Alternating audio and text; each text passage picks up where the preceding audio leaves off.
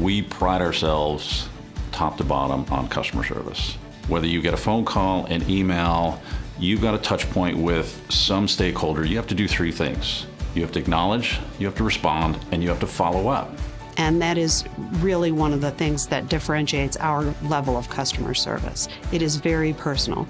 When they call in, the person that they're talking to knows their business. So when they start to interact with us and they get the same person every time they call in and they hear from their account manager and they hear from me, that becomes very powerful. We have an actual relationship as opposed to calling an 800 number and getting you never know who. It's a very customer service-driven industry that we're in. You know, we take care of business, we take care of our customers, and Mike's always taking care of us. As a hauler, you know, them being a customer of ours, they've brought some nice accounts to us and they've enabled us to grow. We have customer locations in all 50 states, in 5 Canadian provinces, Puerto Rico and Guam.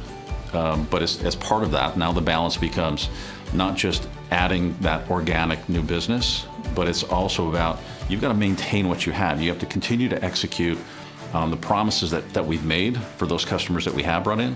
I've had the same customers that I purchased as part of the business 16 years ago. They're still with us because of what we do. We have approximately 285 locations across the country in 44 states across the U.S.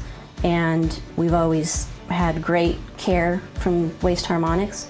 I've been in this industry for 15 years and I've dealt with many other brokers in the past. And I can tell you categorically that I've had huge hiccups with our other brokers or service providers, and I have not in the last 5 years had one with Waste Harmonics, thankfully. We develop what we call IWaste. And IWaste allows us to not only remotely monitor the fullness of a compactor or a baler, but it also allows us to understand what's the oil temperature, what's happening on the safety switches, has the machine been picked up and taken for disposal and brought back yet? We can continue to push the fullness of that machine so that we're not removing it too soon so that they're having to pay a lot of extra money for our customers. So we take the raw data that we're collecting every day about the number of pickups, the types of pickups, the geography, the cost structure, those kinds of things, and are able to provide just a wide range of information about different spends.